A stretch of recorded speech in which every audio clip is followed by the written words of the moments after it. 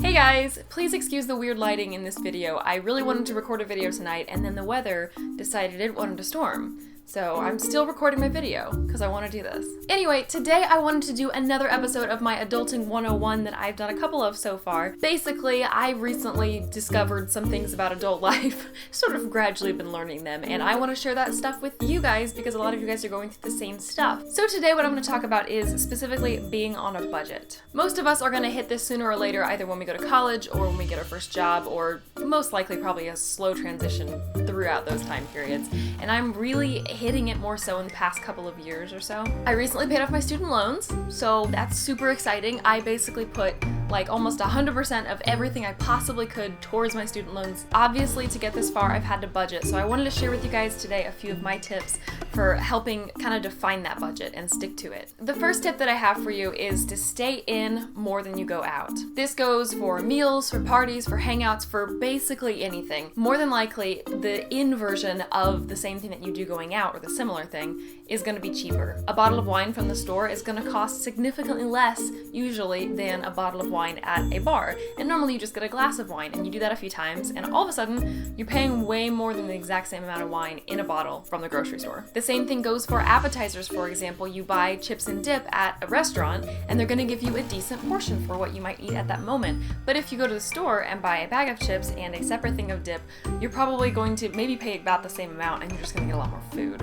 Even more so, what will really get you is the movies, because those cost like $8 or $10 often, and if you just choose to watch a movie at home, you can maybe get it for $1 renting it, or just find it on Netflix, it's free, or find it at the library, or borrow it from a friend. There are so many ways, and also, you don't have to pay per person for that movie. You can invite 10 friends over and pay the exact same amount. So for me, what I like to do is just make staying in my norm. If I hang out with friends, I invite them over, I go over to their house and we do something, and then occasionally I'll just splurge a little bit and we'll go out and do something, or go see a movie that's new because I really want to see it. But my norm is staying in. Kind of going along with that, my second point is specifically for cooking. I mentioned the wine and the chips and dip before, and this goes especially for meals as well.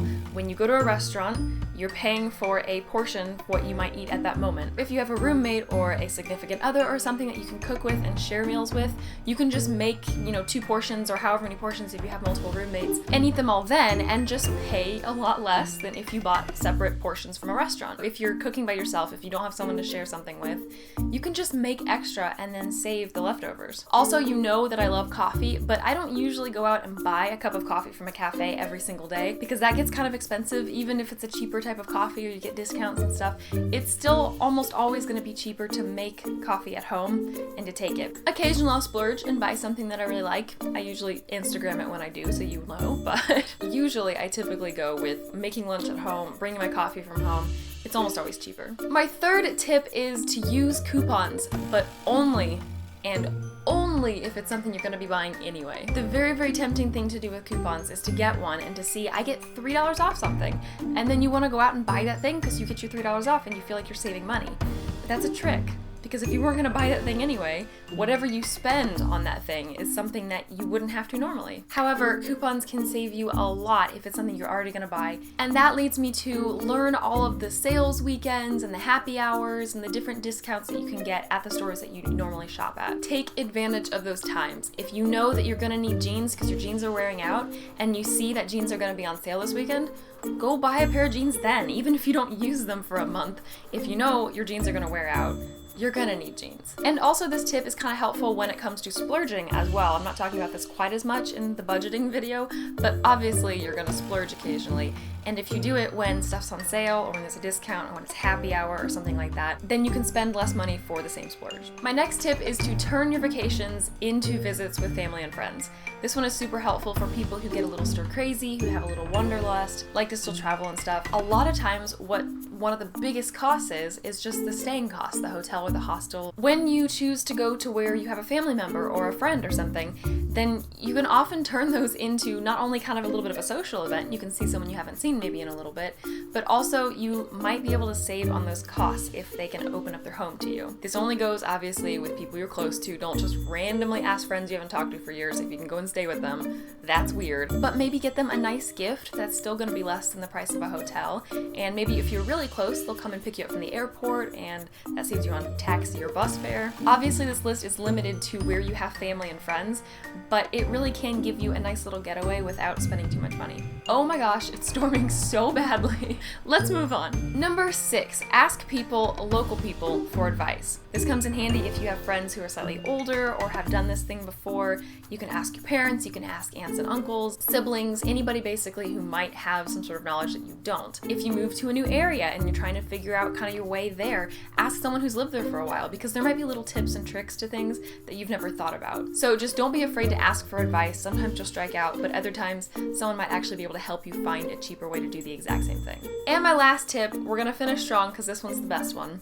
Allow yourself to have a little bit of fun. Don't cut this step out completely, because if you do, you're just gonna go on and on, denying yourself things that you want, making yourself miserable, and eventually, I promise you, you're gonna crack. Because you're gonna get so sick of not enjoying the life that you're living because you're constantly denying yourself because of your budget. So manage everything, monitor everything, make sure you're not splurging more than you can actually afford, but don't be afraid to actually have a little bit of fun and actually buy something slightly useless if it's not too terribly expensive, and to go on that little trip. Keep yourself happy while recognizing some limits, and I guarantee budgeting will be a lot better off for you. Really, budgeting is not a huge deal. Everybody does it. Everyone just has a different type of budget, and especially when you're starting out, yours is probably going to be a lot smaller than your parents', and it's probably going to be a lot smaller than some of your friends, because everybody kind of advances in different ways. Eventually, you're kind of going to probably find a rhythm, especially if you get a full-time job and you start really working and saving money.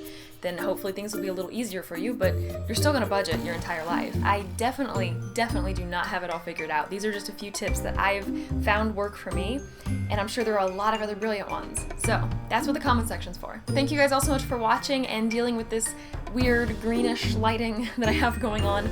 It's seriously storming outside right now. Like, there was lightning and thunder. I don't know how much you can actually see, but it's bad, so I'm really glad I'm indoors tonight. Thank you guys all so much for watching, and I will see you soon.